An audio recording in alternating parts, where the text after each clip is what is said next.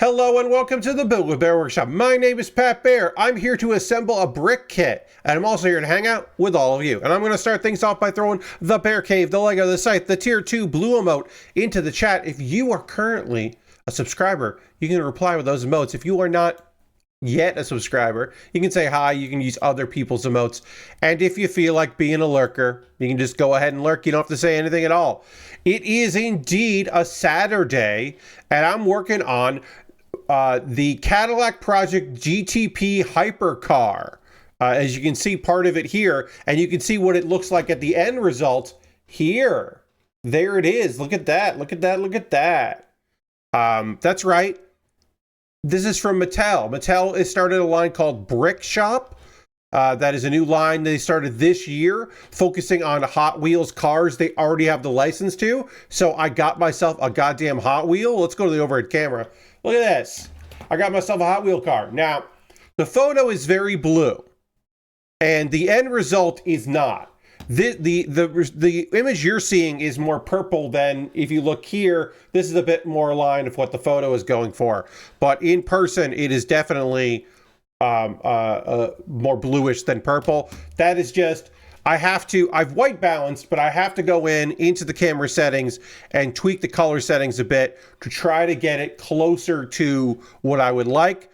A peek behind the curtain.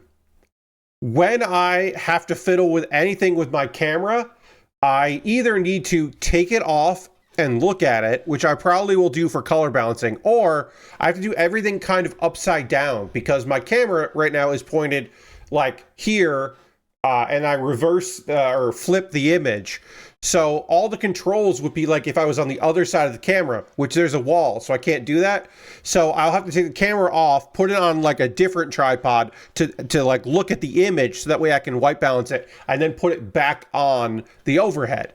It's a pain in my fucking ass anytime I want to do anything with this camera other than turn it on and zoom in. I can turn it on and zoom in just fine.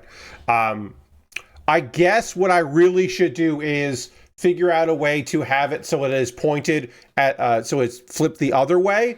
But that, I mean, yeah, that would be the best way to do it. It's just, unfortunately, right now, that is not feasible. But I could theoretically flip it if I wanted to, and then I would just have to unflip the image on in OBS. And that actually might make more sense to do. It's something I'll experiment with because, as you may know, for the month of February, most of the month of February, a little bit of January, I will be in another room that is not this room. And that is maybe a good time to do some experimentation. I don't know.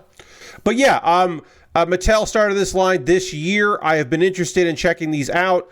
My thoughts so far is that this is very similar in feel to Mega Constructs, or the Mega line, like Mega Pokemon. We built some of those.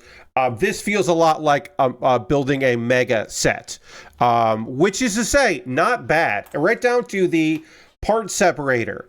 The part separator, I believe the Mega is a little longer, but this is the similar design as using the wedge like that. Hey, Lashbrook, using the wedge like this instead of the Lego brick separator, which goes like this and uses that fulcrum point. So it's similar but different, but these are very, in my opinion, closer to what Mega is doing more so than what Lego is doing. And I mean, they've been a company for a very long time. They kind of know their shit. I would say you probably aren't surprised to hear from your friend Pat that, oh, hey, turns out Lego is the best in the biz. Like, that's probably not a crazy statement to say that Lego does it better than other people do it. They just know what's up. This is fine. This is fine. I will say, they are leveraging what makes them well. Mattel is doing a great job. Including a Hot Wheels car of the thing you're building is cool. That's just fucking cool. There's no way around it. That's cool shit. And I respect it. I respect the choice. That it's just cool to do. So, you know. Okay. So let's see. We got to put this like this. I hope you're doing well out there on the old internet. I'm doing all right myself. So today was decorate. We're not even done, but today was decorating the inside of the house for Christmas. So that meant getting the artificial tree down and up and full of ornaments and lights. Check my blue sky out for a photo of me giving the thumbs up, a selfie in front. That is the thing I like doing. I don't know why, but I really like doing that. So I took a photo of myself giving a thumbs up in front of the tree. You can see some of the tree that has been done. So we got that done, brought in a bunch of other decorations for the house, various rooms. My mom loves decorating for Christmas. She loves it. Me, I have in my storage in Connecticut, or not Connecticut, New York, I have, oops, I put this piece in the wrong spot. I have like a small little artificial tree, and that is like the one thing. I don't go hog wild. When I lived by myself, I didn't go, or with other people, I didn't go hog wild for Christmas stuff, but I had a little artificial tree that was easy to store, and that was nice to bring out for Christmas. But we go whole hog here with the folks. And tomorrow is outdoor decorating. Not done yet. Still have to do all the outdoor stuff. We planned to do it last weekend, but weather was uncooperative. So we're doing it this weekend, even though weather is also uncooperative. It's going to be rain. It rained a lot today, so it's going to be not great out in the yard. So I will try to just work hard and fast. That is my goal, to get that done. But at the end of the day, outside will look real nice. Inside's already looking great. A few things not done yet. We do have we have an artificial tree because it is very tall.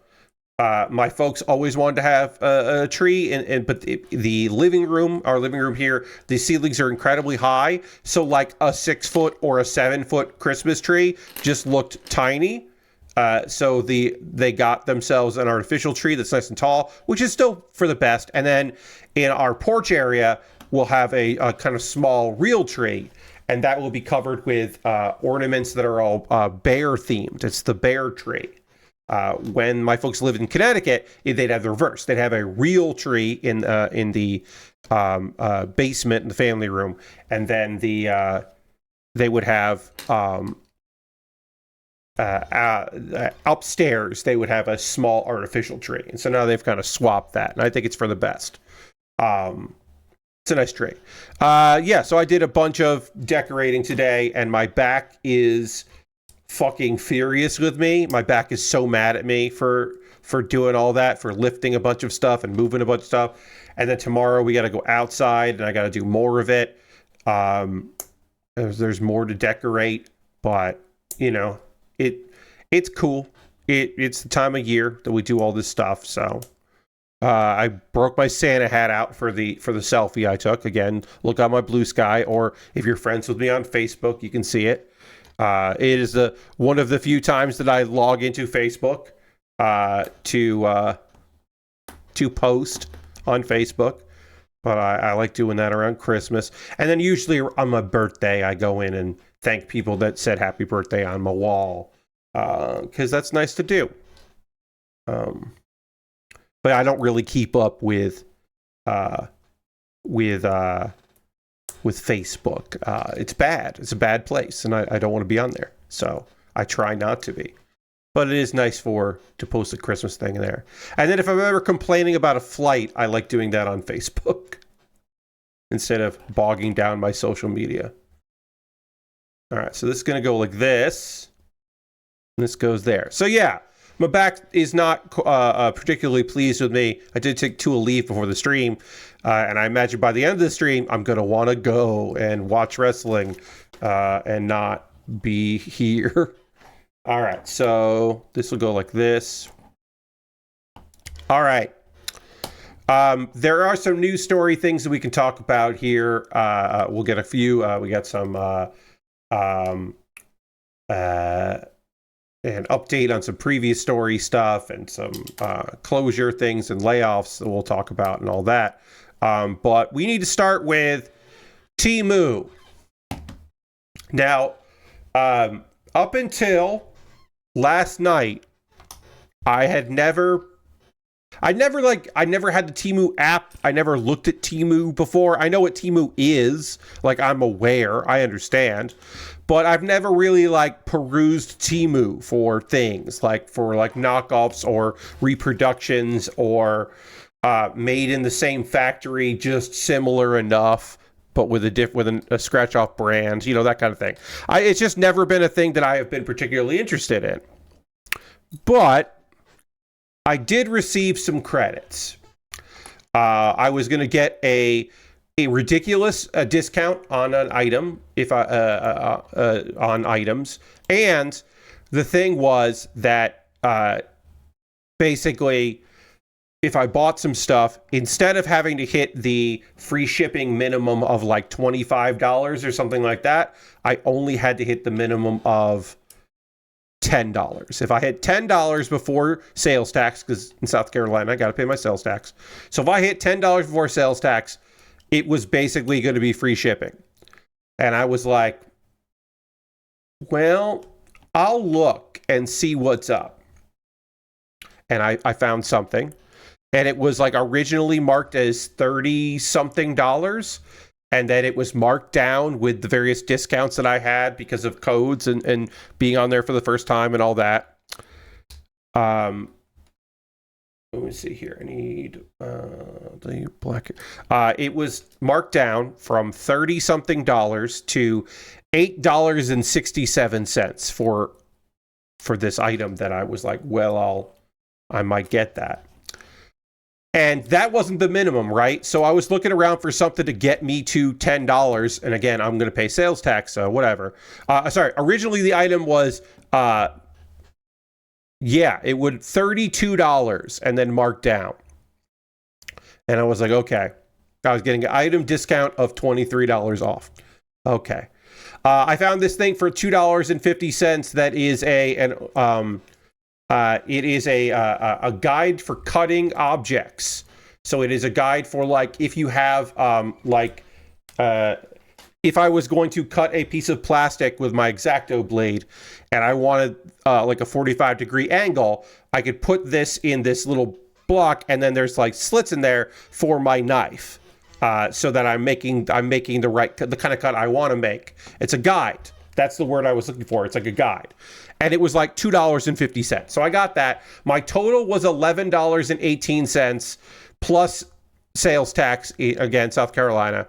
So I spent $12.07 and saved $23 on this. Now, again, I'm burying the lead because I'm talking about the little extra bonus thing that I got. Wait. Okay, yeah, this will be a step up. I'll put that up. And I should instead talk about what I purchased. I bought a death scythe. It's a 1/4 scale death scythe. And that's the only photo. There's no photo of the box. It's just that. The title of it was a bunch of nonsense, like birthday gift for boy or whatever. I don't know if it's assembled or not. I have no idea exactly what I have bought. I don't know. I literally do not know what I have purchased. Now, if it is, we'll just throw that in the corner there. If it is a high grade of the Death Scythe Hell Custom from Endless Waltz, if that is indeed what I have purchased, then what I have purchased is a kit that is very hard to find in America. USA Gundam Store, out of stock. Gundam Planet, out of stock. Amazon, one person is selling it for like 70 goddamn insane dollars. Like, no, what? No. It is a kit.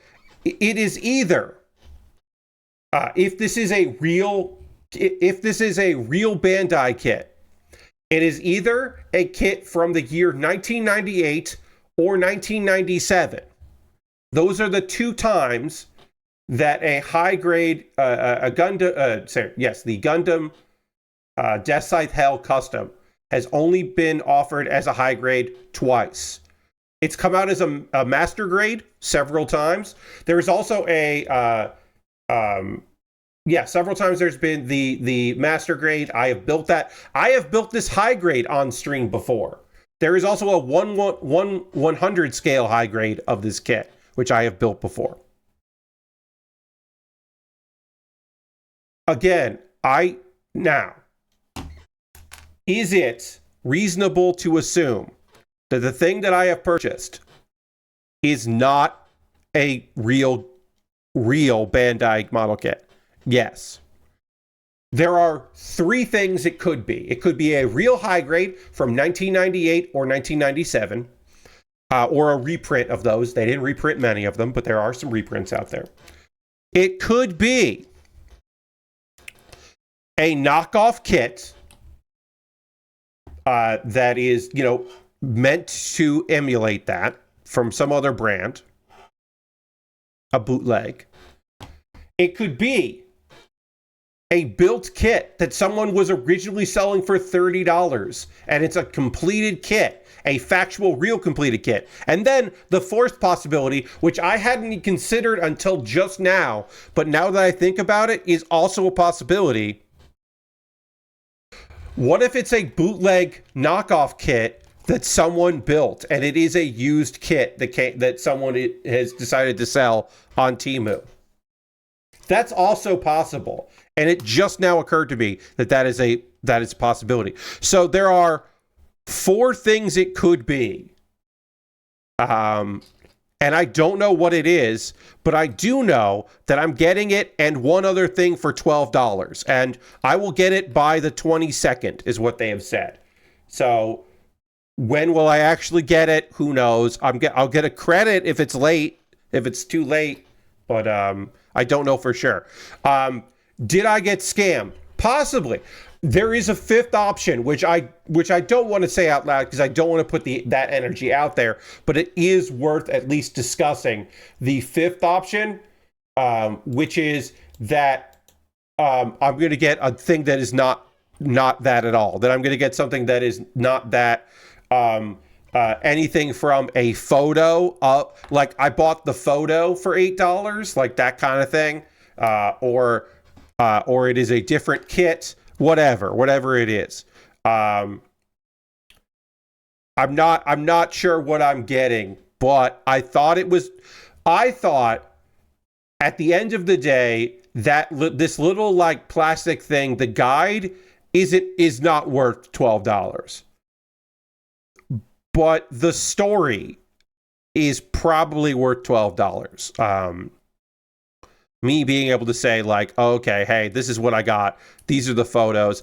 The photos are all completed model kits, no box. Like as I said, the name does not say where it is from or anything of that nature. It's just a thing that is there. And I am excited to find out. By the end of this month, theoretically, we will know. We will know what I have been given or what I have been purchased, and you'll be able to hear the tale. I look forward to finding out. I hope you're excited. I am. I will keep you abreast of like it, when it ships, because it has not shipped yet. As I said, I purchased it last night. When it ships, I'll let you know. It is coming from China. The discounts did not apply to Temu U.S. warehouses, because apparently Temu does have warehouses in the United States for popular knockoff items, which you're still saving money on, but you're not saving all that money on there. Just like, okay, sure. yeah, but I'll keep you all posted on how that goes. As I said, I've never bought anything from Temu. I've never bought anything from AliExpress. I do know that people do sell used model kits on AliExpress. So that is something that could be a thing. I want to bring up the order page. Let me see if I can bring up the order page here for this thing.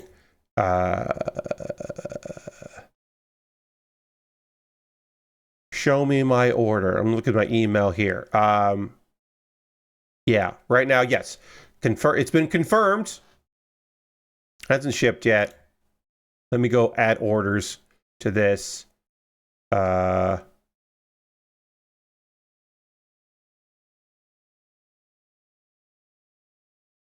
wanted me to confirm my shipping address, which I will.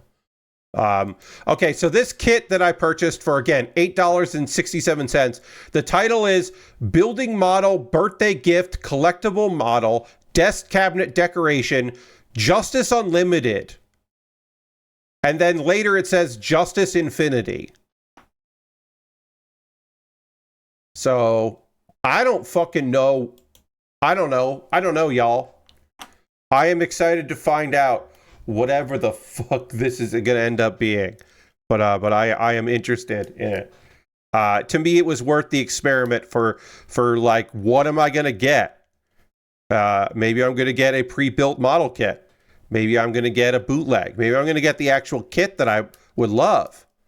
I would love that. I mean, I've built it on stream, but like I said, the places I normally buy model kits from, it is not for sale on those places. Or there is one person selling on Amazon for like $70 fucking dollars. So, if I can get it for $12 on Temu, that sounds pretty all right. But again, I'm not expecting it to be real. I imagine that I will be building, which I have not. Will say I've only done on the stream once. I have only built a third-party kit that is taking the Gundam license and making their own kit. Because I built a fake horse from G Gundam because we had the real grade Shining Gundam. And I wanted, or God Gundam, I should say. We had the real grade God Gundam, and I wanted the horse, and so we got one from a third-party vendor, or we got a third-party builder, and that was ass. That thing sucked. It was bad. So why won't this sit well? This won't sit well, and I don't know why. Gotta get this to sit right. There it goes. There it is. Great.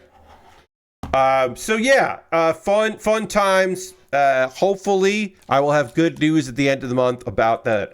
I can say we do have some good news. The model kits that I purchased from USA Gundam Store on November 26th arrived today. If you have been following the saga with me on socials, on Blue Sky, I ordered kits. They shipped on the 26th.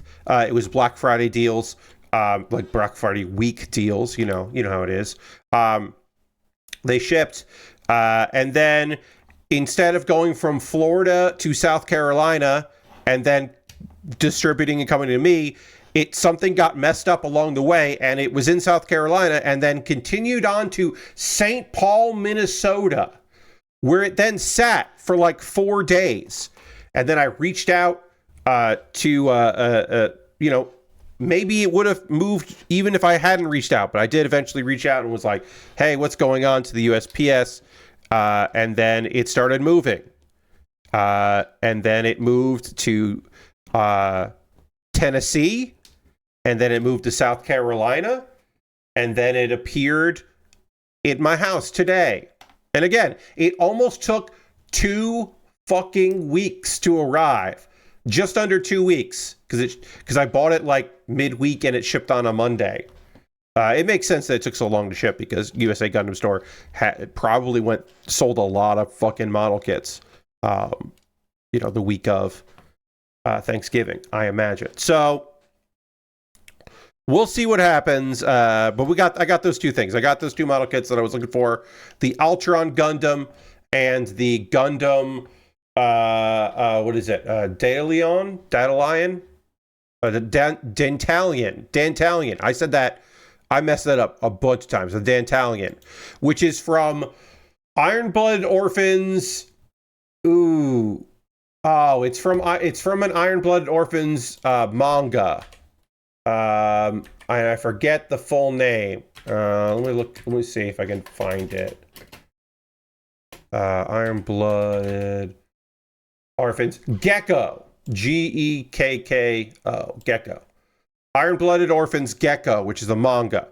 That Gundam is from that. It's not from the show. It is one of the few Iron-Blooded Orphans kits that I have not built on stream. I've built most of them at this point. I used to say, I finished them, and then more would come out, or there'd be some that I didn't know about. This one came out when I wasn't paying attention, I think. I have built most of them. So I say, I built most of kits from Iron-Blooded Orphans. I have built all but one kit from, well, that's not true. I have built all but two kits from G-Witch. I have not built the jet thing, which is on my Amazon wish list, and also on my Amazon wish list is the MGSD for the Ariel. I have not built that, but I have built everything else from that Gundam show. And then below that, I have built almost everything from Iron-Blooded Orphans. And also, I've built everything from Gundam Wing. I should say that. I've built everything from Gundam Wing, and I've built... there are that's not totally true. There are variations of some kits I haven't built from Gundam Wing, but I've built the base of everything from Gundam Wing. So we'll go with that. I built the designs of everything. There's just some extra stuff that I haven't built yet before.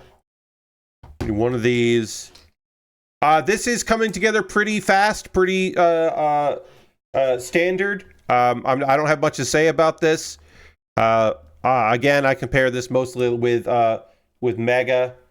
This is very similar to Mega in its feel and construction and instructions, I should say. And I would describe it as this is feeling fine. All of this feels fine.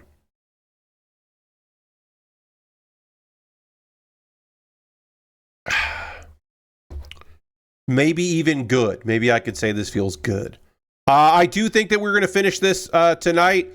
We have not done any of the stickers, but we do have some stickers to apply. I think those are all going to be on the end here. The Cadillac, the Hot Wheels, the numbers, all of that. I think those will all probably go on towards the end. There are still 2 bags left that we have not worked on, so I do think we'll finish this tonight. And then the next thing we're building, I don't know quite yet. I decided to put up a poll for my $10 patrons on just the 2 things that I had, the 2 things that have arrived in the mail today. So that's the Ultron Gundam and the, as I was just talking about, the Gundam Dantalion. And the Gundam Dantalion is winning the poll. So I guess I'm probably doing that. Just like unnamed indie game. There's still time left before Tuesday for the Patreon's choice. My $3, $5, and $10 patrons are voting on that. Right now, the thing in the lead currently is a unnamed indie game is winning the poll. I was given a code for indie game that is releasing on that day, so we'll be like timely.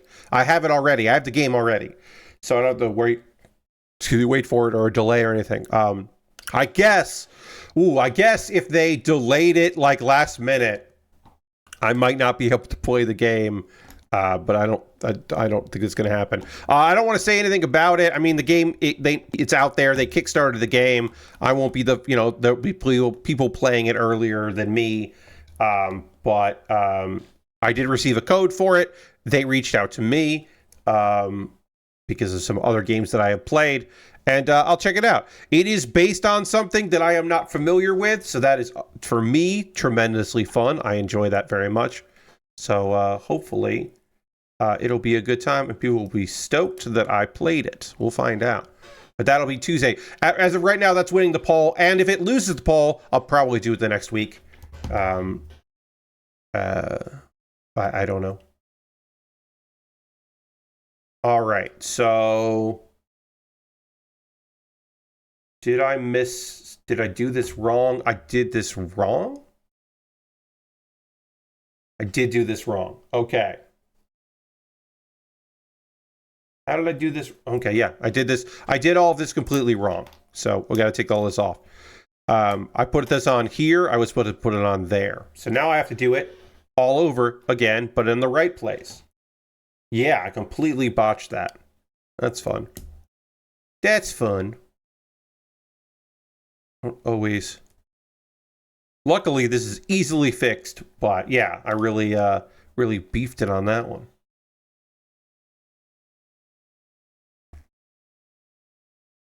So yeah, I'm not 100% sure what I'm building next, but we'll see for the poll. But it seems like I'm probably going to be working on the big puncher. That's my guess, instead of the Ultron Gundam, which I also would like. I mean, I'm going to build the Ultron at some point. That's a premium Bandai kit that apparently USA Gundam Store had in stock. So that's awesome for me. I was stoked about that. All right. It's now asking me to open up bags 4 and 5 and also get the wheels and shit out. So we'll do that. We got some extra parts here. So we'll leave those and we'll get into bag 4 and 5. And then I'll also say, as we're getting into bag 4 and 5, and then the other stuff here. Now, I will say this right now. I do not like the fact that they do, hey, open bag 2 and 3 at the same time. Just put them all in one bag. Open up bag 4 and 5 at one time. It's like, no, just, like, what? Why are these 2 different bags? Just if you want to have a tiny bag inside of a big bag, just do that. I don't know why am I not building bag 4 and then bag 5? That seems strange. That reminds me of that knockoff we built. I don't remember which knockoff it was, but it was a knockoff brick kit company, and their step 1 was open up all the bags. Like, they had numbered bags, but they were like, open it all up. This is like, well, that doesn't make any fucking sense. Oh, they did even have a little thing wrapped up. They got the cockpit of our car here is wrapped up and taped. This fucking feels weird. I'm gonna have to get the blade out for that. That's strange. Anyway, as I null bags 4 and 5, make sure there's nothing in bag 5 there. As I prepare to null this and cut this open, some news of the world, gaming news. We'll do the sad ones here. UK publisher Outright Games has confirmed that they are preparing to make 27 employees, quote unquote, redundant. They're calling them redundancies, which is bullshit. Shit words. 27. This is the folks that published Chicken Run Extraction and Teenage Mutant Ninja Turtles Mutants Unleashed, among others. We made the difficult decision to begin a redundancy process that will impact 27 roles Outright Games across UK and Spanish teams. And of course, because they are UK, this involves folks in the United Kingdom, they have to announce this ahead of time. It's not that they laid off 27 people. It's that they want to make those jobs redundant across their studios. And then the UK government basically makes them take a long ass time to be like, well, what about this? And what about that? And are you sure? Are you sure? Are you triple sure? This is the only way to make this work. and they have to, it's like a long, annoying process, which is good. It should be long and annoying because you're laying off 27 people. So it should be an arduous process, and it should make you think, how can we figure out another way to do this that doesn't involve going through this whole fucking process? So that's just my opinion on it. Let's see. They've multiple projects this year: NBA Bounce, Barbie Horse Trails, and Bratz Rhythm and Style. So yeah, if you were wondering, are there companies still in this kind of world? And apparently the answer to that is yes. This is one such company that makes stuff like this. They're still out there doing their thing. And there's some stuff here.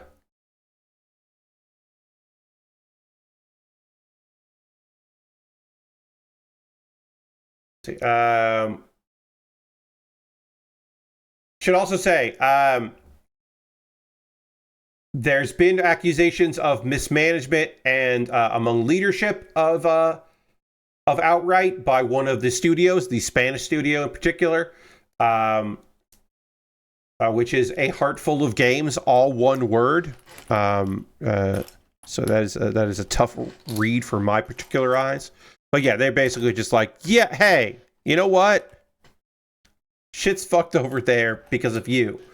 It became increasingly clear to the team across the group that the new leadership was prioritizing low-cost, fast turnaround projects, a strategy which tends to lead to lower quality outputs and deterioration in working conditions, said the studio. So the studio is basically just like, yeah, hey, this shit sucks. You suck at this. And yeah, seems like that might be the case. And in July, there was an employee there spoke out to game developer and said, "It feels like they have their mindset on closing us at any cost. They tell us we are just not competitive enough, but we were being super competitive when we finished Teenage Mutant Ninja Turtles, and suddenly, the moment we stopped working on that project, we became uncompetitive." So yeah. Once the game's out, then suddenly just like, oh, they don't have the right grind set. You know what I mean? That's what it seems like from again, anonymous people they're putting out there. But yeah, hopefully folks land on their feet. Not fucking sucks shit. Speaking of that, Eidos Montreal has laid off people. Unfortunately, another Embracer-owned company is doing some layoffs here. This is the Eidos Montreal. They make the Deus Ex. They make the Marvel's Guardian of the Galaxy. They laid off at least a dozen people. There's people posting on LinkedIn. It looks like there was not a full press there. Eidos Montreal got severed with one of those Mondays. We had to part ways with some incredible talent due to gestures and everything since current work at the studio last week before listing and vouching for 12 employees. So this apparently, this is they had layoffs in April as well. Apparently, Embracer has not talked about these publicly, nor has Eidos Montreal. Apparently, they have been canceling a lot of projects there. But they're still working on Fable. They're still doing support for Grounded 2. But it looks like they're canceling a lot of internal games, which is obviously not a great sign for the health of a studio. If you're a studio that makes originals and now you are just focusing on support for other people, who knows how long you're going to be keeping people around to do the work you're no longer really focusing on. So that seems bad. I don't know. That's not the nicest way to put it, but it does seem bad over there. Things seemed, maybe you could say, shit's fucked over there.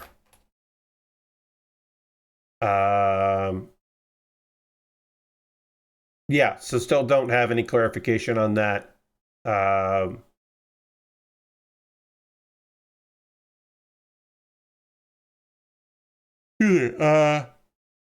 Apparently, across all Embracer-owned studios and publishers, and publishing groups, I should say, there have been this year 1,857 layoffs. And in 2023, they had 1,400 layoffs. That's just a staggering fucking number. Unbelievably ridiculous number. Fucking unbelievably shitty. Hey, Lord Crashes, and welcome. Talking about some, unfortunately, more layoffs in the game space. Some good news. Postal. There was a new Postal game that got announced and then got canceled. Now they were just going to be published here. This is Running with Scissors. They were not going to be making this game themselves, but they were doing a publishing deal for a Postal video game. And then a trailer came out from it, and then people were like, "Hey, what the fuck is this shit?" And I got to make this clear. This is fans of the Postal franchise. And they weren't mad. This is a little bit of faith in humanity restored moment here, I gotta say, because I am being hypercritical of people, but if you in 2025 are still a big fan of the Postal franchise, I feel like you wouldn't care about AI or AI slop, that you would like be fine with AI because it's putting like woke people out of work, right? Like, if you were like, hey, do you think people that love Postal hate AI? I would have said, probably fucking not. They probably love AI. Apparently, they don't want AI, and at the very least, they don't want AI in the games they play. Let's see. As mentioned here in the article, commentary on the Postal games, relying entirely on the ham-fisted shock factor to try and press an audience with delights in political incorrectness or anti-woke dross without also remembering the important element of fun. So this was going to be a Postal bullet paradise, so it was like a bullet hell. Massive backlash of prolific use of AI. It seems it canceled in the same week it was announced. So it's basically they were doing like a kind of like a bullet hell, but more like a Vampire Survivor style thing from Goon Swarm Games. That's Goon Swarm, one word, Games. They got Goon in their fucking name. The fact that they're using a lot of AI, that part's not surprising, I guess. I guess that is the thing that I'm not surprised about. That I as I joked when this news was coming out, if you can't trust Goon Swarm Games, who can you trust? You know. But yeah, they called it a bullet heaven shooter with online co-op. They had a Steam page, trailers, and they put a section on Running with Scissors. The Steam page has been delisted, and the game's removed from their website. And also, Goon Swarm took any mention of the game off their website too, because they apparently don't want you to remember they worked on that.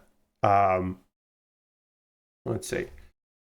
And then potential fans launched a sizable backlash after noticing Postal Bullet Paradise alleged contained AI-generated material. Users on the franchise's Reddit were complaining about AI art appealing in the trailer and alleging Goon Swarm had used AI in a previous work. You can see very clearly that all pixelated sprites are AI-generated.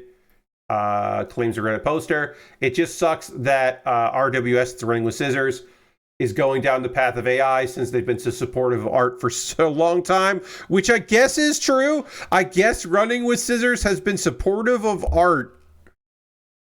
I guess that's the thing you could think and then type out and then post on a website and have people be like, yeah. Again, this is more than I expect from modern 2025 supporters of fucking Postal, the Postal franchise. But good on them. Good on them, I guess, for being like, hey, not in my Postal game.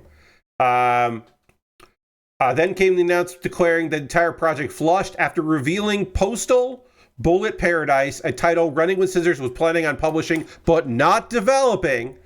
This is a statement from them. We've been overwhelmed with negative responses from our concerned Postal community, which is a fucking thing. The strong feedback from them is that elements of the game are very likely AI generated and thus have caused extreme damage to our brand and our company reputation. Which again, your brand is, we make Postal games. We've been making Postal games for 30 years.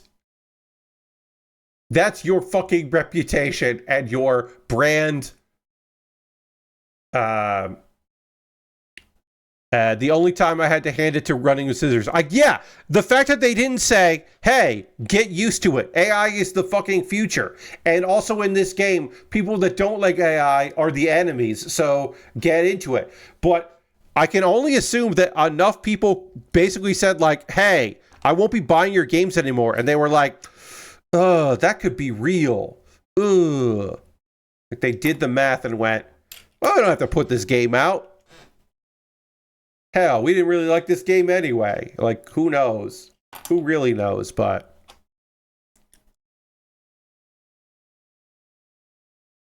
yeah, but either way, they fucking said no thanks. Our screen printed photos here or lines here look pretty good. They seem to line up pretty well. They're not perfect, but they seem to do a pretty good job of it. I did want to put that out. These do look nice. I'm glad I didn't have to do this bend with a sticker. That's nice. That's printed on there. So that's good.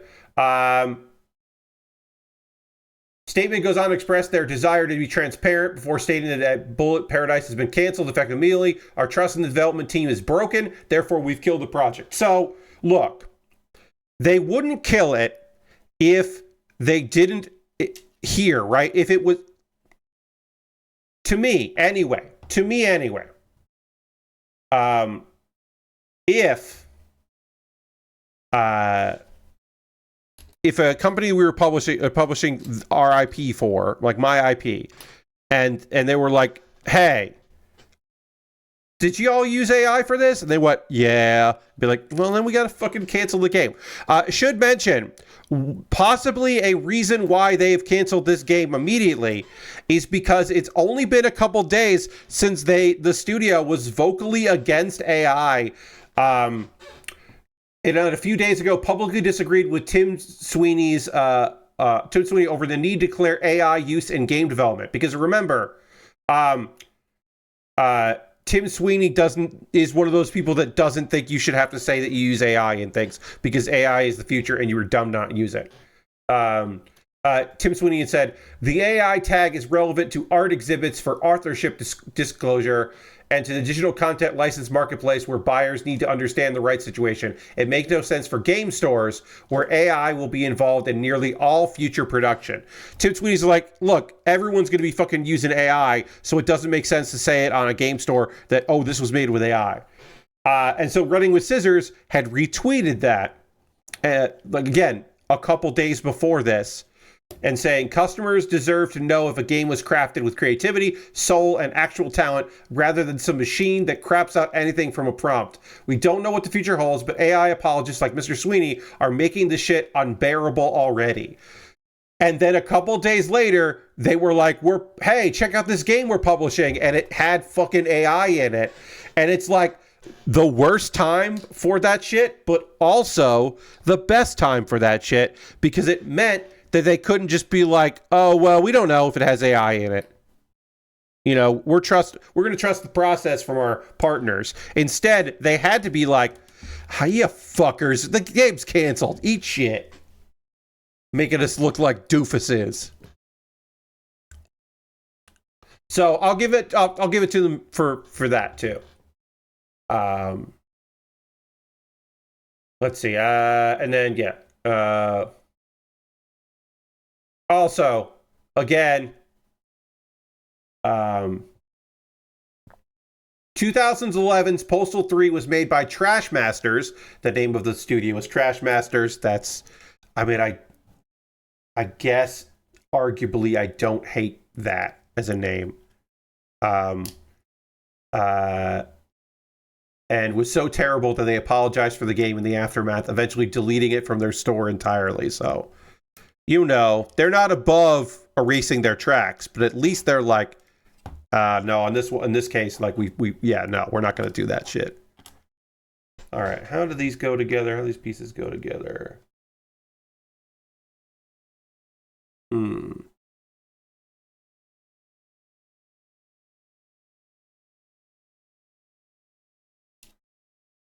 Oh, okay, that does work. I don't know why I couldn't get the other one on. Oh yeah, that does go. That I was having some trouble with those pieces, but then they slide right in. 2016 Redux version of Postal 2 sold so poorly on PC that console versions were canceled until years later, and they finally started making their own games again. The last Postal game they made was in 2022, and so maybe they're just going to stick to just doing it themselves, because one thing I will say is it seems like maybe Running with Scissors is bad at publishing games from other studios.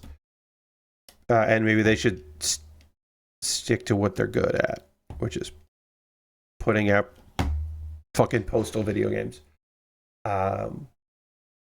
So yeah, I was like, well, I at least want to bring that story up because that is bullshit in a way that I can get behind. Tim Kaine is back at Obsidian. Tim Kaine, the legendary creator, it's the fucking Fallout guy. Tim Kaine of fucking Fallout. He kind of retired for a while there, but he is back. And he's been working on new stuff. Stonekeeper, this is his past. Star Trek, Starfleet Academy, Fallout. He was a senior programmer on Vampire the Masquerade Bloodline, which is like Chef's Kiss on that one. He did work on. He's back at Obsidian. He did co-direct The Outer Worlds. And also worked on Pillars of Eternity.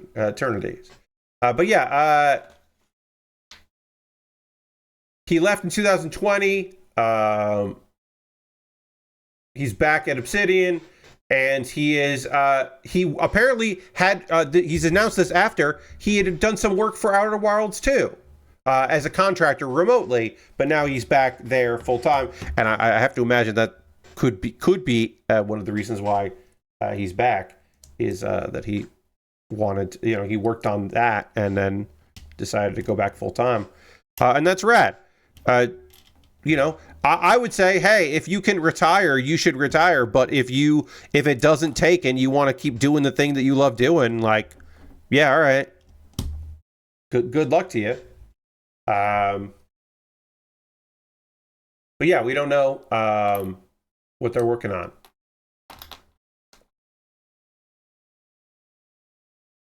And then this last story that I wanted to share here, I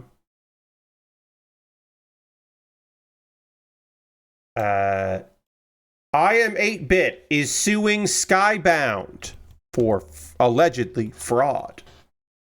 I Am 8-Bit, the game publisher, and also the physical media people, the people when you're like, oh, who put this out? Was it I Am 8-Bit or it was Limited Games? Oh, okay, it's the other one. All right, it's one of those. In the conversation, they are the other ones. depending on who you're talking to. Either they're the ones or they're the other ones. They are suing their business partner, Skybound Game Studios, alleging that they committed fraud, failing to provide an accurate financial records according to the contract. They began a partnership in 2021, but now they're saying this is a multi-year accounting scheme filed in LA. That Skybound Games padded its expenses with millions of dollars in fake line items, and that Skybound failed to provide the monthly reports as agreed. They accused Skybound of interfering with a deal IM8-Bit was working on for promotional materials for indie darling Stray. That's indie darling that is used here in this news brief.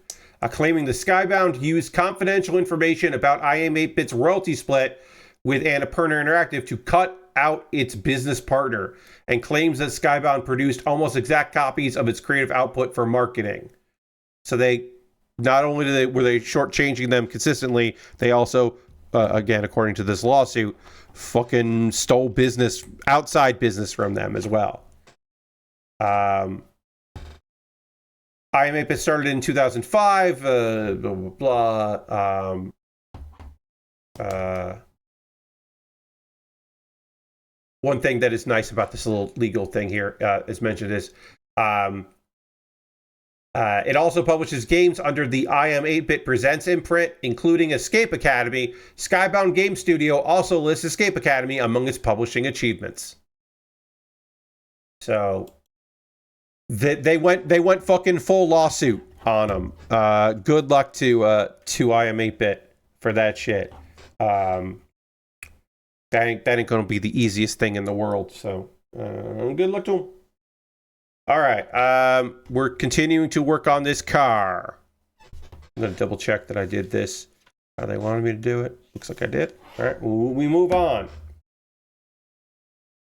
We move on by doing, I need 2 of these thin flats here. We will take a pause for the cause in a moment or two. I'll talk about ways you can support the channel and what I do here and all that goodness in just a moment. Let me just get these parts out that I need to put in. Let me finish step 53 and then we'll move on to step 54. Okay, so this goes like this, and then this goes that. Okay. And then that goes like that. Cool. Cool. And we can kind of like compare how it looks so far. Yeah. And again, for true color, it's more like this than this purple. That is just, I have to adjust the color on my camera. That might happen. That might happen on Monday. I was going to say that might happen tomorrow, but I know that tomorrow is going to be a busy day for me. So I don't know if I'll get to this part of it, I should say. Let's see. Yeah, you know what? Now is the part of the stream where I'm going to talk to you. That's right, you, about ways that you can support what I do here. Everything I'm about to talk to you is optional. You're under no obligation to do any of these things. But if you would like to, that would be rad. We would love that. First and foremost, if you're currently a subscriber to the Bill Bear Workshop, you can throw the Bear Cave, the Lego, the site, the Tier 2 blue emote in the chat. Being a subscriber is the easiest way to support what I do here through cash money or your Prime Gaming token. If you have Amazon Prime, you link that with your Twitch, you get that token. You can use that token for anybody. And if you want to use it for your friend Pat, that would be great. I would love that. That is a way to support what I do here. You could gift a sub if you wanted to. You could be part of that. You join the gift sub leaderboard along with This Is Nick. Or you could cheer. No cheer this month. So if you want to throw some coins at me, you could do that. That is another way to support what I do here. Right here on Twitch. There are other ways to support me financially if you're so interested. Like, if you wanted to, you could. What was I going to say now? Oh, yeah. You could help me out on Patreon. At the $1, $3, $5, or $10 tier, there are different rewards for different tiers. Consider joining me at patreon.com/PatBear. My $10 patrons voted on what I'm going to be working on next. My $3, $5, and $10 patrons are currently voting on what I'm going to be playing on Tuesday. That could change because there are more people in the 3, 5, and 10 than just the 10, of course. So we could get more votes into that. But yeah, let me know. Please consider joining me on Patreon. I have a YouTube channel at youtube.com/PatBaer. Over on my YouTube, you can join there for free, of course. Subscribe, and you become a member over there. And for just $2 a month, you can jump in if you wanted to. And you get my Wednesday videos early. You get those on Tuesday. I actually want to see if AdSense is updated there. Let me just see while I'm looking at this. AdSense has not updated yet. Maybe on Monday it'll update. I'm so close to getting a payout from Google AdSense. I am like $3 away. So theoretically, this time I will. And then I have to wait a while before it processes because it takes like 15 fucking days to process all that shit. Anyway, those are monthly ways to support me. If you just want to throw $1 or $2 in the chip jar, you can at my Ko-Fi or my PayPal. And everything I make from direct donations from YouTube, which includes AdSense, as I mentioned, through Patreon and through Twitch, all goes into a fund. And from that fund, I pull money out to buy model kits and Lego sets and not Lego sets, brick kits, some of which are like weird bootlegs, some of which are licensed like this, that are proper licenses. I'm able to buy a kit that I am unaware of what it's going to be, but it's coming from Temu. I was able to do that because of your generosity. You're partially responsible for that dumb thing that I'm doing. So you're welcome. Also, thank you. If you want to support me, and you're like, Pat, I see that you got a backlog and you had your people vote on what you're building next, but like, hey, Pat, what if you built the thing that I want you to build? And there's a way to do that. If you go to my Amazon wish list, you can buy something from the wish list, and then I will build it next on stream. It'll jump the queue and become the next thing I build. Also, I'll make a dedicated YouTube video for my YouTube channel showcasing the thing that you bought for me. And again, it'll be the next thing that I build. There are inexpensive kits and expensive kits. There are kits that are always on sale, kits that are never on sale. As mentioned earlier, the only Gundam kits that I haven't built yet from Gundam Aerial, I should say, the only Gundam Aerial kits, the Gundam Aerial are the only G-Witch kits, the Gundam Aerial MGSD is on there. And then also, let me find the other thing. I always forget the name of this thing. Also on my wish list is the Tikbalang, which is a transport vehicle that mobile suits can ride on. That currently is on sale for the next 5 hours. So if you want to get that for cheap and have me build that, again, one of two things from Witch from Mercury that I have not built from G-Witch. But yeah, I got model kits and Lego sets and mega constructions and complete nonsense third-party things. High Reek Buster Ecto 1, which is an unlicensed but clearly Ghostbusters brick kit.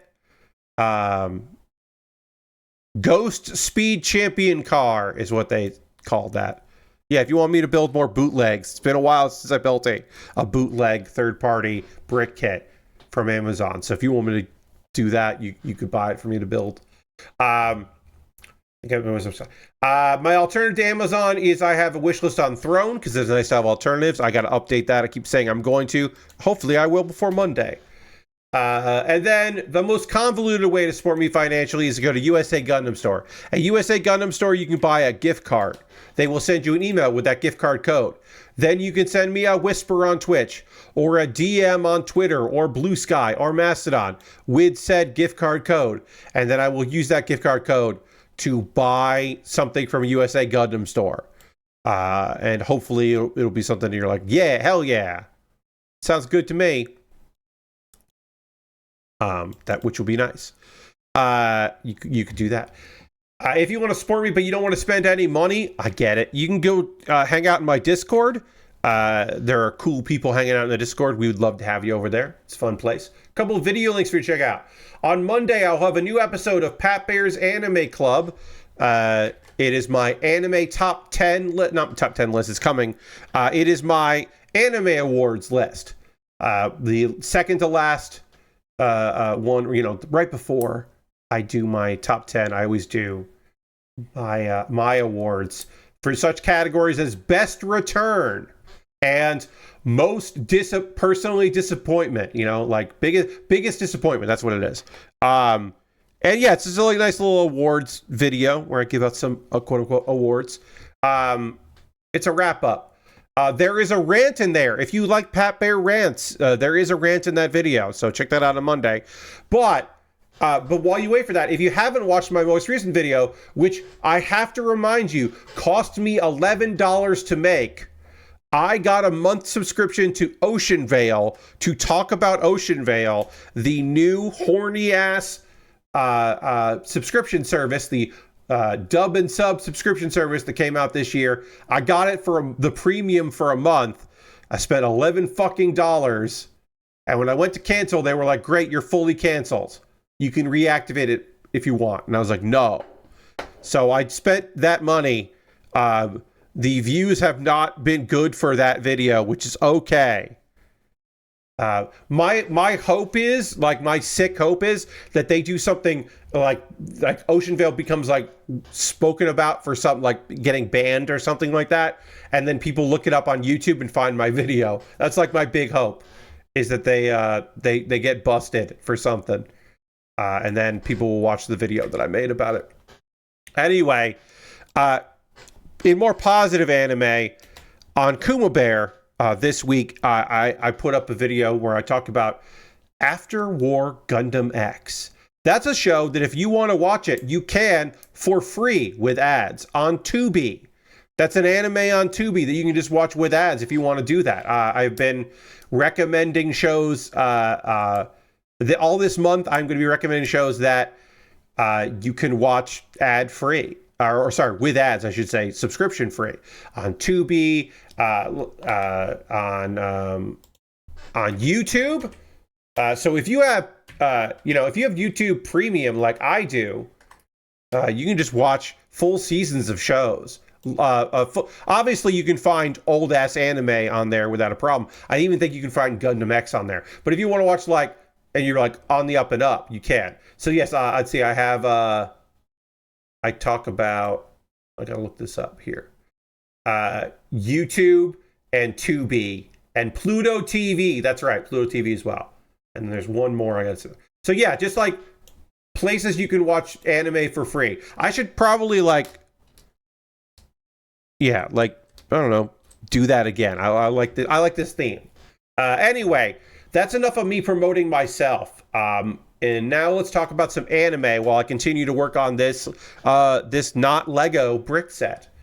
But before I start talking about some anime and continue working on this thing, I do need to drink some water, and we must transition to the overhead camera by playing a sound effect, which we will do right now.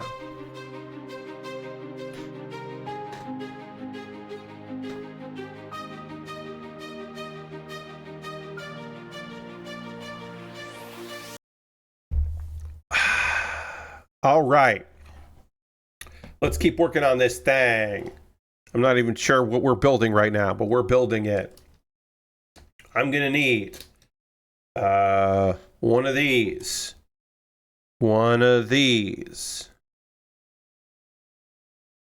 No, not this. One of these. I'm gonna need, and then I'm gonna do the same thing on the other side, but whatever. It's okay. It's fine. One of these. And then I'm gonna need 5 pieces, and I have 4. What did I miss? One of these. And then while I'm doing this, I'm just gonna do the other one. Like, I'm not doing it at the same time. I'm just gonna put them aside so that I know where they are when the time comes. That goes there, that goes there. One of these flats. One of these. That's 1, 2, 3, 4, 5. 1, 2, 3, 4, 5. Great. I'm just gonna put these aside so that way I'm making it easier for me when the time comes to do the opposite. Let's talk about May I Ask for One Final Thing, episode 11. and My Awkward Senpai, episode 10. I believe that May I Ask for One Final Thing is 13 episodes, but I'm going to look that up on AniChart, but I'm pretty sure.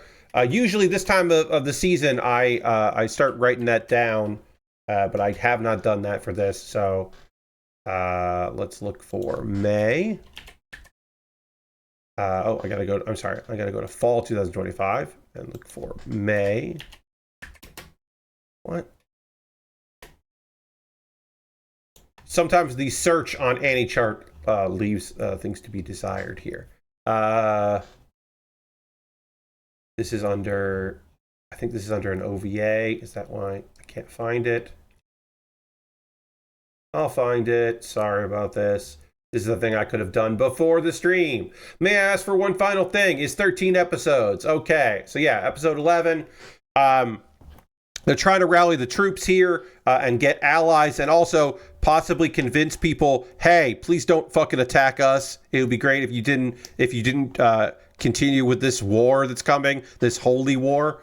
So there are a bunch of monsters, and so Dios and Nanaka are trying to get there. Dios is the half brother of this one of the saints.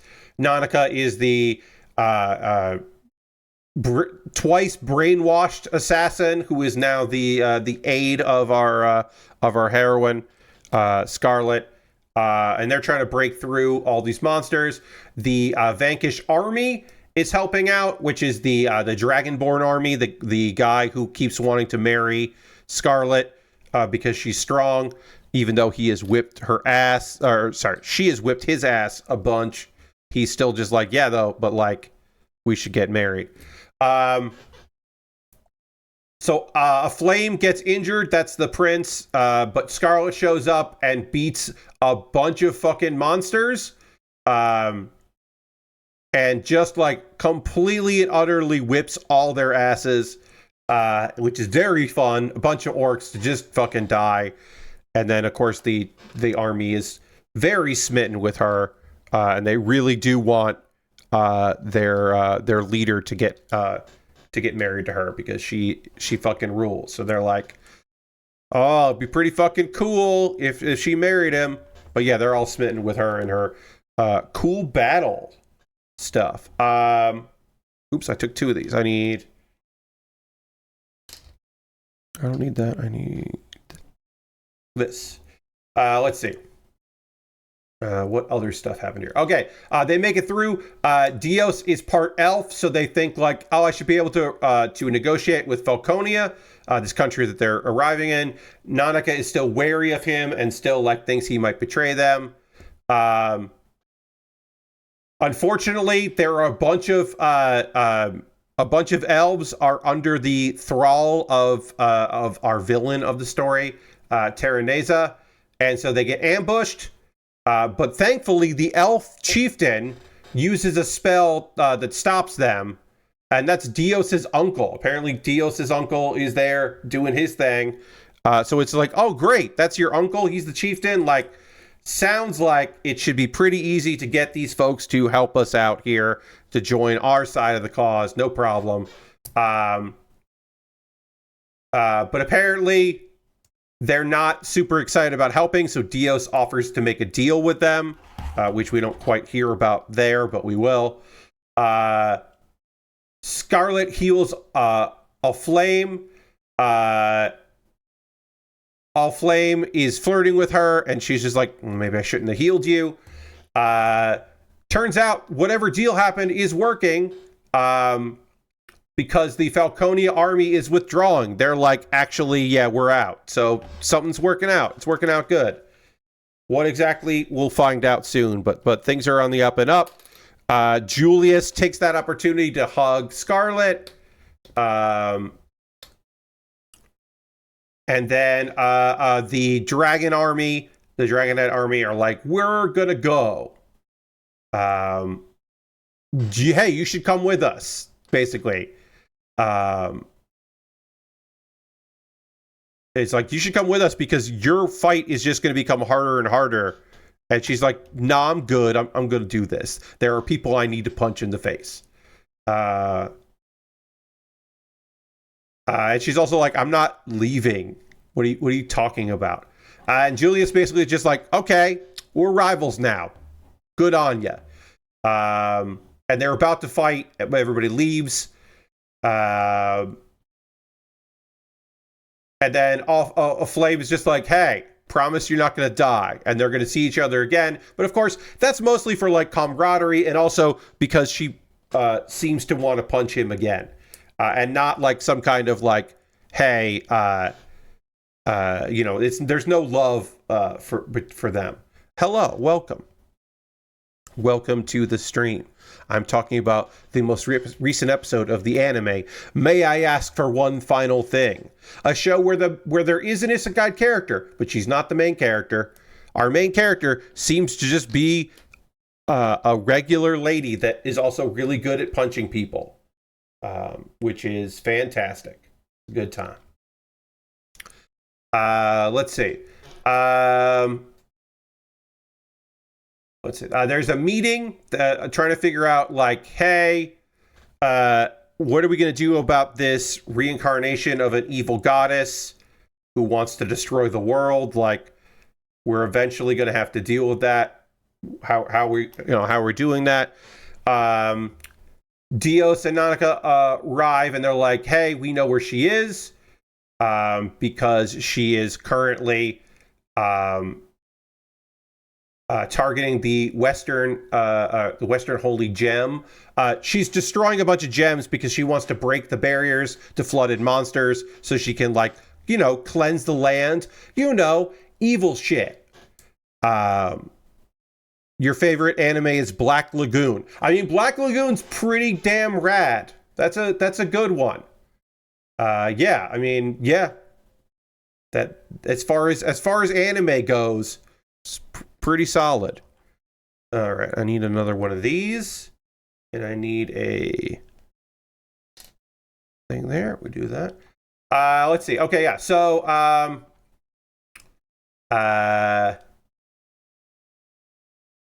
the weapon she's using to destroy it takes time to recharge.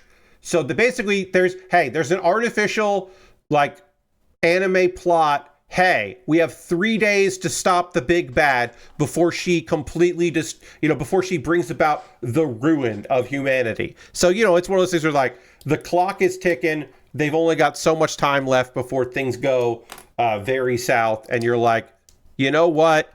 Yeah, sure. All right. I guess you have a little bit of time left to save the day. So they got to activate, or Ghost Stories. You can see where this is going. Not the sub, the dub. I mean, the dub of Ghost Stories is its own weird thing. It is its own piece of nonsense. Some might say brilliant nonsense, but it is its own piece of nonsense. I didn't do the. Oh no, I did do this correctly. Okay.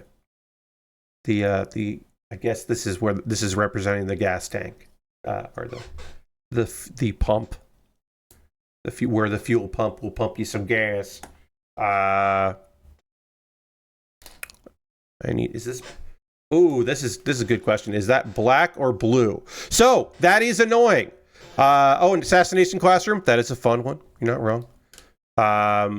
We got to save the rec center. You're right, Lord Crashton. That is the idea. So,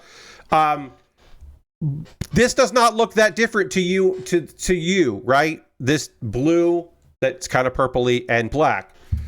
But sometimes if you got to look pretty close, it's like, okay, that is a black piece there. So I do not like that. That is a thing that Lego is very good about, and other companies are not as good about. Is Lego would not have a bag that had these two pieces in there at the same time. You would built one before you open the bag with the other. There are exceptions, but for the most part, when it's a close color, they do a good job of keeping that shit separated. So that is one of the only so far marks I can give on Mattel for this. Oh, but that is back here.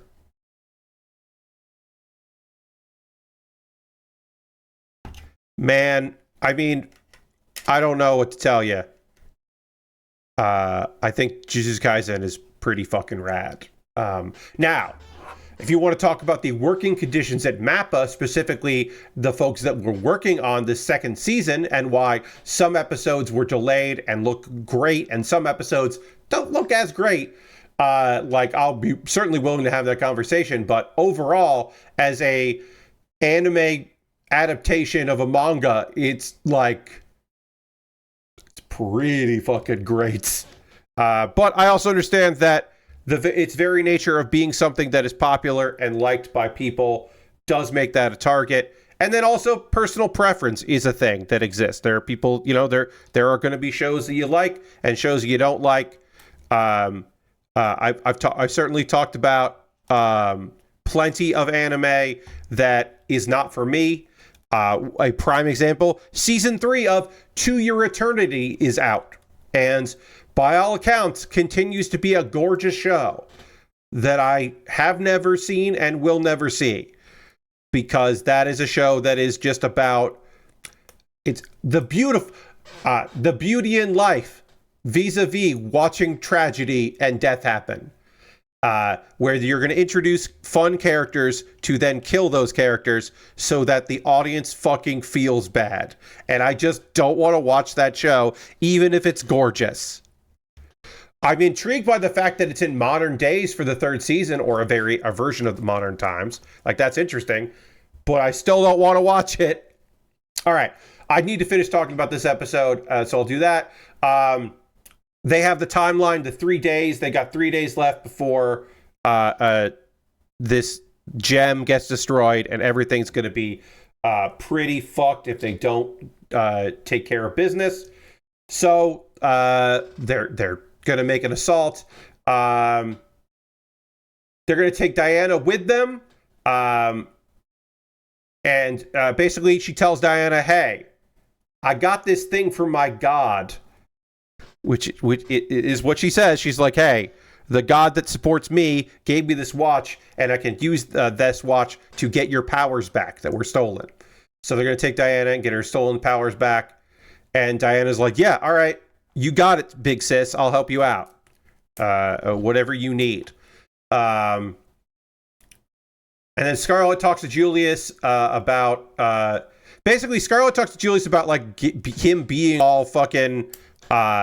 jealous, and because he's previously only talked about being in love with her as an amusement, and not necessarily it being true. And so they have a little bit of a heart-to-heart. It's not much of one because this show doesn't really care about that stuff, but they do talk it a little bit.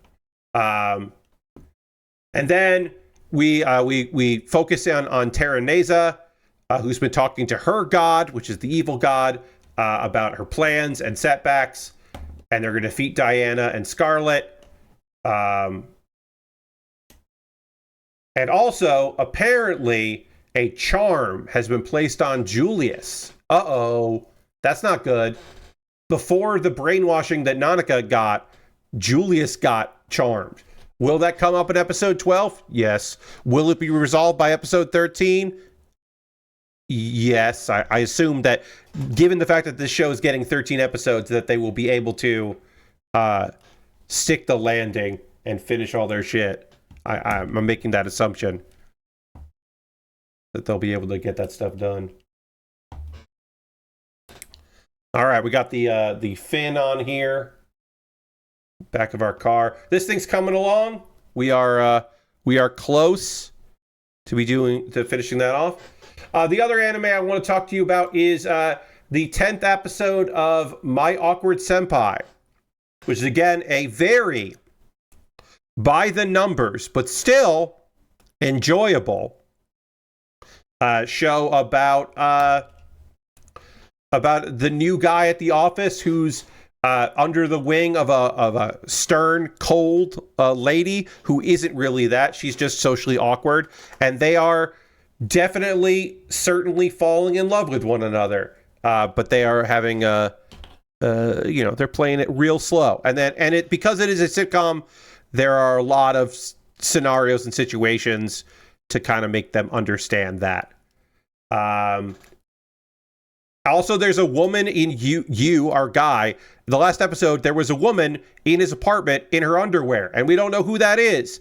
Could it be someone related to him, or like an old friend, or something? Like, most likely, because it's a fucking sitcom. But either way, we don't know who that woman is. You phones in sick to work, and so the other employees at the work, basically, they convince our girl, Azusa, that she should go and check on him, which is like, uh-oh. I mean, this could go badly, but they're going to do it. They're going to go check in. She's going to check in on him. And then, so outside the apartment, she runs into this woman, and guess what? Yu has a sister named Yuki. That's the sister. And she was obviously comfortable being in whatever clothes she wanted to be in around her brother. And of course it's her sister, because it's not like Yu was having a relationship with somebody during all this. There was no way that was going to happen. But they're there. So that problem solved. Azusa and Yuki decide they're going to team up to make him a meal, because he is, not feeling well. And so they're going to help out together. They make him an apple bunny. You know that thing that where it's an apple slice, but then you chop it so that it looks like it has bunny ears, and it's very cute. They work on that, and they do rice porridge. Yu realizes that Azusa has been practicing her cooking. She's been trying to improve the cooking, which he had talked to her about before. And then Yu is just like, and Azusa are kind of like chatting about this stuff. And then the sister, who is obviously more clever than anybody else, or than the two of them, is like, oh, they like each other. Okay. So then Yuki decides the best course of action is to, of course, embarrass her brother, which is very fun, and shows baby pictures, and then also, to embarrass him, but then also goes out shopping so that they can have some alone time, because she's a good sister. She's doing the make fun of him, but then also like, okay, well then I'll also leave you alone so you two can have some alone time, which is good. Good bit.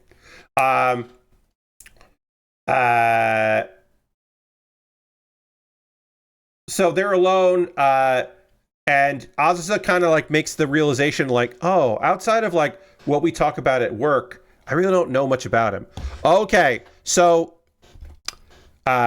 much like a plate on the Hot Wheel, we're going to put a plate here to let you know that this is a Hot Wheels thing, and that goes here and kind of fits in place, which is kind of neat, kind of cool to have that.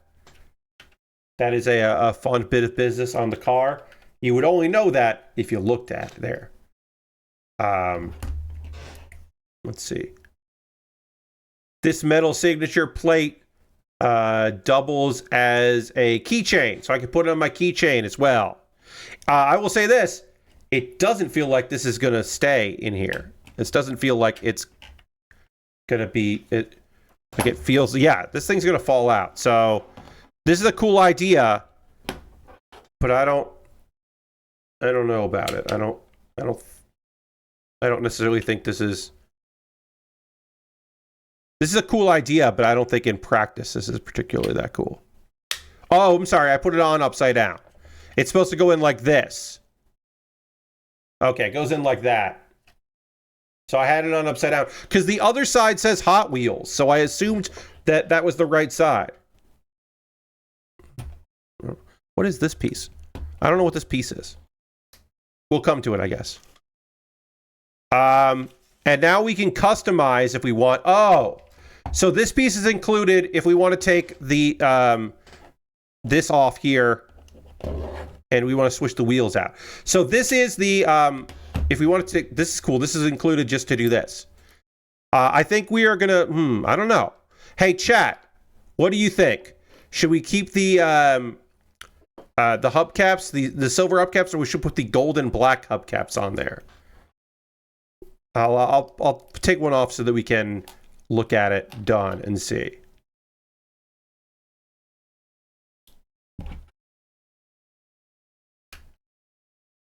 So we got these two here. Let me know what you think. If you like the silver, or the the silverish kind of gray, or if you like the gold and black. Let me know, because we can now start customizing, and then we can put on the decals, and put on what we want for the decals. So we'll probably put some decals on at the end of the stream as well.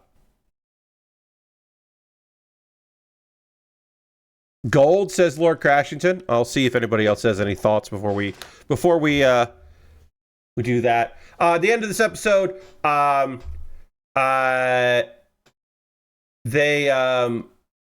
kind of mentions like, hey, I felt a little weird when I thought you had a girlfriend. And she didn't really want to say that, but she does say that. Yu makes her coffee, and she still has the cat mug from the wedding. And basically they just kind of have a nice heart-to-heart, and the idea of her becoming a mentor meant that she was very happy about the idea of being a mentor, because it meant that like people were depending on her, and that has been nice for her. And she's like, even though I mess up all the time. Lashbricks thinks silver. Okay, well, we'll keep this on for a second here. I will be doing some of these decals, and then we can see if anybody else has any thoughts. But we'll put some decals on here.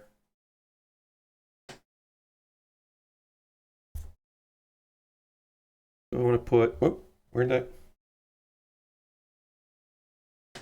Where'd that decal go? Oh, there it is.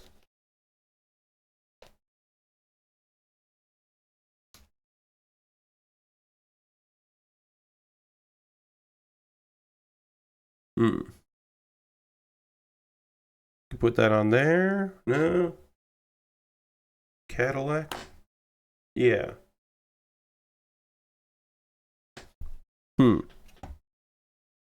I lost a decal somehow. I don't know where it went. Somehow in my hand it disappeared, which is weird. Anyway, yeah, they have a nice little conversation about that. She falls asleep, even though he's sick. She's over there. She puts him in the bed, and then she also falls asleep. Luckily, they wake up before Yuki comes back, because that would be awkward if Yuki come back to find them sleeping next to each other. So they avoid one weird interaction in the whole series. We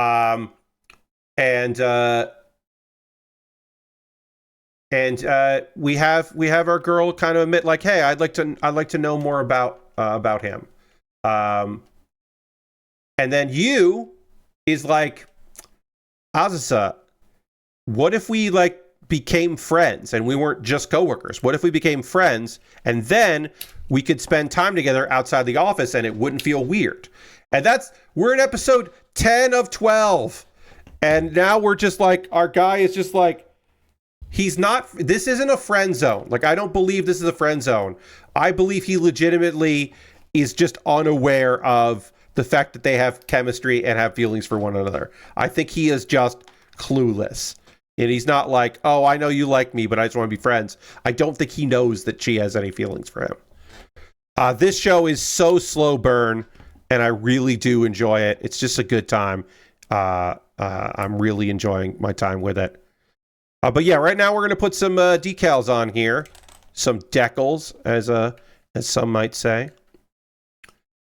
I'm really enjoying this, My Awkward Senpai. It's just a good, fun one. And as I've said plenty of times before, I am a bit of a sucker these days for romantic comedy anime that involve adults and not just teens. Although I am enjoying a teen slow burn romance from this season as well. So I'm not immune to it. But it is nice to have some of those. We've got some time left on the stream. I want to hear from you, friends. What are you up to? What are you into? What do you got going on? What you get going this weekend? You got plans for tomorrow? I always love hearing from you about those things and things. So please let me know what you got going on. Yeah, I like the gold and black. I think the gold is cool. with the blue. I think that is neat. So we're going to go with that. I might have messed this up. This might be on 1, 2. Looking at this, I'm like, yeah, all right. You know what? I did this wrong.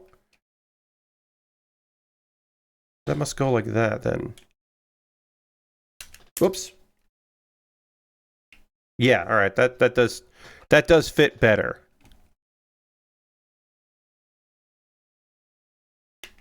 There we go. That does fit better. Okay.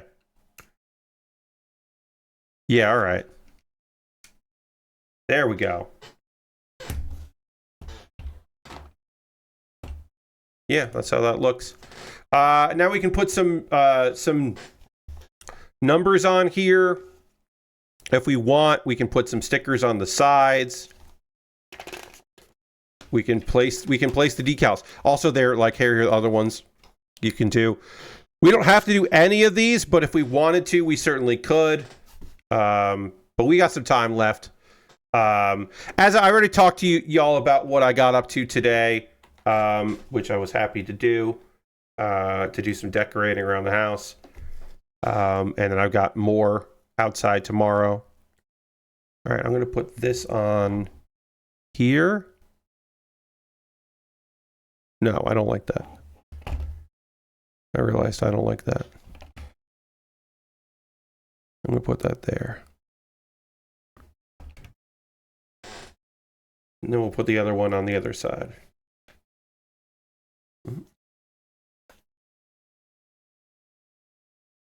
We should put a number on the car as well.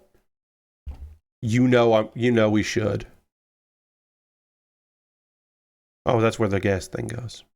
Well, we'll just do one of them then. That's fine. We'll do one on this side and then let's see. How big are these numbers?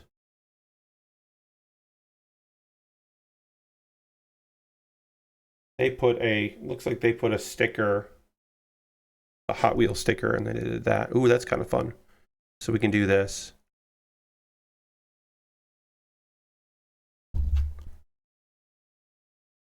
I'm doing a thing here. I have been playing Hearthstone. I do have a standard deck that I've been playing a lot. I've been playing a lot of standard lately, but I have a couple decks I like. But I have a standard hunter.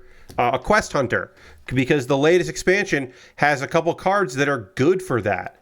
So I've been playing that, and now we are going to add our sticker here. We are customizing this. You knew I had to do it. Of course, when given the option, I was going to make this car 69. You knew I had to do it to him. It's car 69. And then there a place to put 69 again. Could I put it on the back? Yeah, I could put it on the back. Because I have room to put it in a second place, so I could put it somewhere else. I could put it like back there. Or I could put it on this. Yeah, I'll do it again. Because I have the numbers to do the numbers twice, so I might as well. This is good and dumb. Yeah, I'm trying to think if there's anything else I wanted to talk about today. Not really. There was a fun little job for Power Wash Simulator doing a trolley car. That was really nice. Again, my particular feelings about Power Wash Simulator is the jobs are too big. Like, there are too many big jobs in a row. And so having a smaller jobs here and there, I've been appreciating. But overall, kind of bummed. Lord Crash is watching the Giant Bomb Extra Life stream, which is fun and full of nonsense. Yeah, I could see that being the case there. Lord Crashington. I watched some of Alex's drum streams. Not all of it, but I've watched some hours of it, and it was fun. It's a good time. It's really nice having Vinny there. Alex and Vinny don't do a lot in the same room. You know, that they live kind of near each other, but not close enough. They don't have a space, you know, to work in every day. So it is really fun to see them interact in an environment like that. That does make me happy. It makes me smile to see them. Do I want to add any more decals? This tool coming here to pop the tires off, or that off, that's kind of fun. I like that. This thing is an odd touch, but it's all right. Pretty okay about it. My overall thoughts on this is that now that we finished it, because this is done, I don't have anything else to do with it. There were some extra pieces, which is nice to have. It feels very much like a competitor to Mega, not a competitor to Lego. Like, that's the kind of world they're in. Obviously, licensing or leveraging the fact that they have the Hot Wheels brand and they can do this. They can, for the price of a Lego set, you get this and you also get a Hot Wheels car. Like, if I had a kid who was into Hot Wheels, I would definitely buy this to build and then be like, and here's what you can play with. And look, you and I have the same thing. Only mine's customized. It says Hot Wheels 69 on it. That's very silly. But like, yeah, I don't know. I don't know if I would buy the other ones. There are other ones.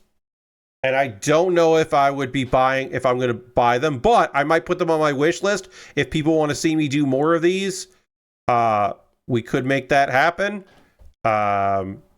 I don't necessarily think I'm gonna, but if there is a demand for it, I can always put on my wish list and, we can see. But I don't necessarily have plans to build another one of these. But overall, Mattel Brick Shop. This ain't bad. I'm not mad at it by any means. Where did that piece go? It was over here. I'm not unhappy that I built this. Wasn't super frustrating. I think it looks pretty good. The feel, again, feels more like Mega than it does like Lego. But this does feel like a competitor to them. Like they are looking for the number 2 spot, not the number 1 spot. But it would be very difficult to get into the number 1 spot, like at this point. Last week, I finished season 6 of Clone Wars and I'm pretty much caught up on AMCA. I learned about how they were mostly unfinished episodes after the fact, which helps make sense because not trying to wrap up the show at all when you move to another network and get a single new season is wild. Yeah. I don't remember all the details, but it seemed like that was not, people weren't pleased on with what happened, what went down there. We did get this. I do want to mention that we did get this brick separator here, which is pretty good. And yeah, I have customized this Cadillac, the Cadillac Project GTP Hypercar. And then we've got this version of it there. Pretty all right. Oh yeah, also the doors do open here, which is kind of neat. Oh, one thing I haven't done, which I like to do with these kits, we haven't done this yet. We need to do this. I'm going to put a minifig in there. Does Shanks fit in this? We'll take Shanks' hair off here and give it and cape. We'll give it the best chance. I was going to put Shadow the Hedgehog in there, but Shadow's got all the spines there. Because they don't have, as far as I know, they don't have minifigs, so you can put a Lego minifig in there if you wanted to. I don't know if I'd recommend it, but you can. I guess the real answer is I gotta reassemble Shanks. I want to keep Shanks looking good. But yeah, I did want to see that, and that like I said, it didn't really slot in there like they do because they don't have minifigs, so they don't include a place for the butt to sit and lock in so it doesn't go anywhere. But yeah, that worked out all right. Does Shadow the Hedgehog with a gun fit in this? Kind of. I don't think the lit. Yeah, this isn't going to fit. But if you want to take the roof off of it, then Shadow with a gun does fit. Shadow the Hedgehog Shadow the Hedgehog with a gun kind of fits too well in this. That's kind of fun. That's very stupid. This is very stupid of me, but it's fun. Then Kid Luffy should not be driving. Those are the only minifigs I have within arm's reach. Did I buy a knockoff A-Team van that was like clearly not licensed, specifically because it came with guns, so I could give Shadow the Hedgehog a gun that would fit a Lego minifig? No. That's not the only reason I bought it. Also, it was the A-Team van, and that was cool. But one of the reasons I wanted it was because it came with a bunch of plastic guns for minifigs. That was one of the reasons, so it's not the only reason. Drink a little more water. All right. That's it. Yeah, that's it for this Hot Wheels thing. We can get rid of that. We finished it. We finished the fight. This is the kit that we'll be working on next. On Monday, we'll start this. Let me make it bigger so we can look at it here. It's this guy. This is again from a manga, not the regular Iron Blooded Orphans show, but that is one of the fucking cool ideas about Iron Blooded Orphans is because there was a war that we didn't see, there were Gundams in that war, and a lot of those Gundams are just missing, so you can just make a Gundam up. You're not going to see that in Fortnite. You're right, and John. That's like if Frankie made a Gundam. Yeah. I think the Dantalian has regular arms and then also super big arms. It gets modified, or maybe I believe that the story is that this family has been a caretaker for this Gundam, and these two guys want to repair it, and so they use whatever they can, and that's why it has big, stupid arms. I think that's the case. Anyway, it was a reasonable price. It was on sale, and part of the site-wide sale at USA Gundam Store, and I was like, I fucking really want to build that. And they had the Ultron Gundam, which I really love as a Gundam, and it's the only one of those recent ones, because we built the Death Scythe and we built the heavy arms 2.0. We didn't build the Sandrock, which I don't even think they put out because it never really gets the same kind of upgrades that anybody else got. But I did want to build that Ultron, so we do have that. Did I add this? I didn't know that there. But yeah. Oh yeah, here it is. There's the Ultron Gundam. That's a premium Bandai kit that USA Gundam Store sold, so I'm excited to get that. Anyway, this is done. I'll take a photo of this now. You know what? While we're on stream, I'll take a photo. And then we'll get a photo of this here. We'll get it with the car in the car. Yeah. And you can see a little more looks a little well, you can't tell because of the overhead camera, but this is a little more blue in reality than it is in this photo. It does look more purple here than it really is, but all right, good. Got that done. That's taken care of. Go back over here.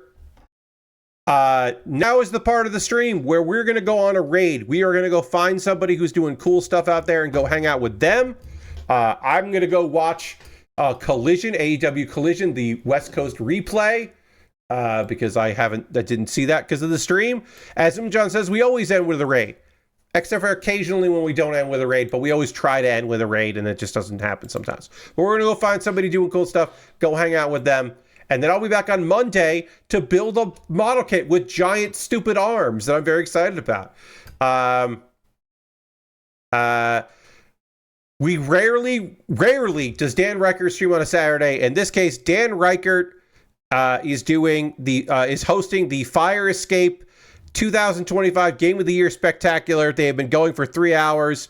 If you miss people in a room being together and being mad about someone else's Game of the Year pick, this is the stream for you. If you are nostalgic for that, you can do that now. So we'll go raid Dan. Thank you all so much for being here. I hope you have a great rest of your night. I hope you can come back on Monday for a new model kit conversation and an update on whatever Christmas stuff I end up having to do tomorrow outside. But I'll talk to you soon. Goodbye, everybody. Goodbye, goodbye, goodbye, goodbye, goodbye, goodbye, goodbye.